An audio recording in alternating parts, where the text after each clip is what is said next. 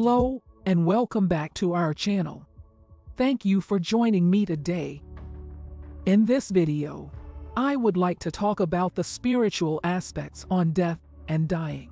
Now you may think, death is a gloomy topic. Why talk about it? Thoughts about death are suppressed only because most people have no idea what is actually taking place at that moment. And we always fear what we do not know. In many cultures, death is celebrated as the release of the soul from its earthly toil and struggle. The early Christians, for instance, respectfully celebrated this moment of transition. They knew that the eternal soul is returning to its spiritual home. They also knew that excessive mourning and grieving would only hold the soul back on its path home.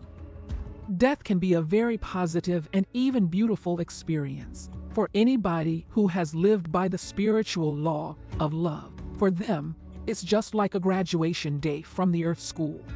Now let's have a look at what actually takes place at the moment of death. Simply stated, death is the separation of the soul from its physical body. This kind of separation can happen slowly over years, or very suddenly like an accident or a heart attack.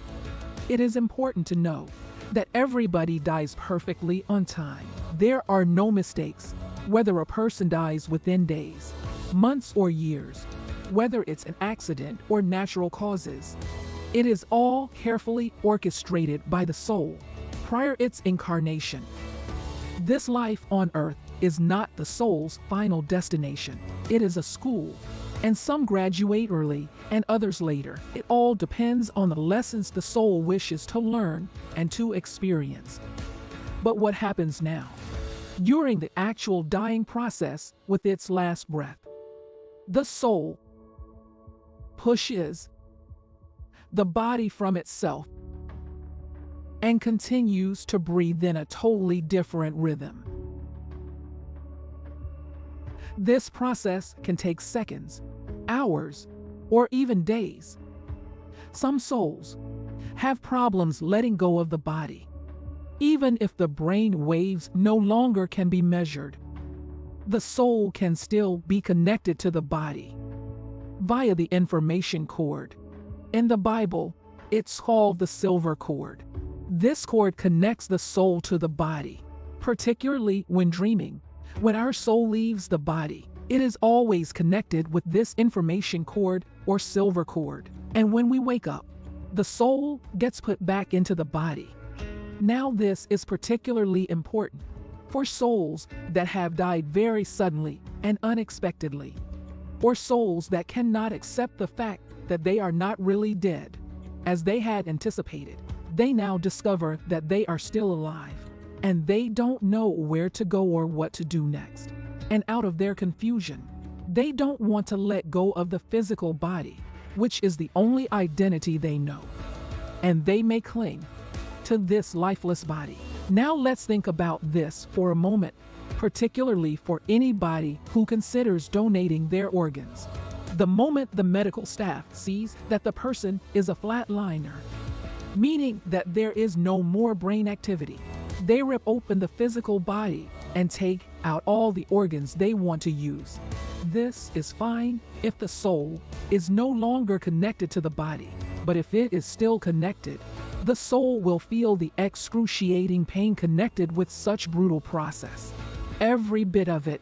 Now, in some cases, the soul may even be tied to the recipient of its organ for years to come. Only when the silver cord has been totally cut, the soul has then detached itself totally from the body.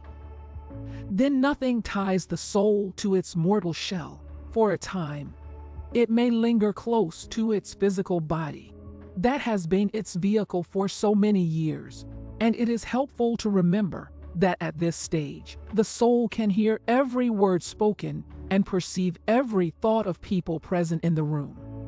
Now, souls that have lived consciously and have not wasted the earthly life may now experience sort of a bridge of light forming for them, and they have the desire to cross it.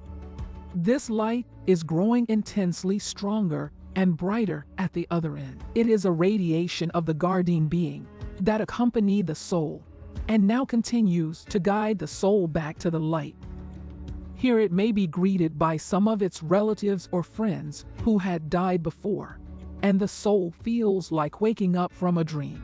The new environment feels far more real than the earthly life they left behind.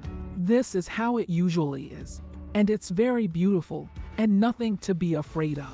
You and I have done it many times before.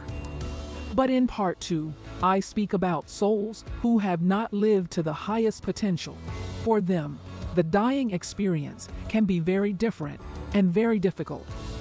I think you may find it interesting, and I hope to see you there.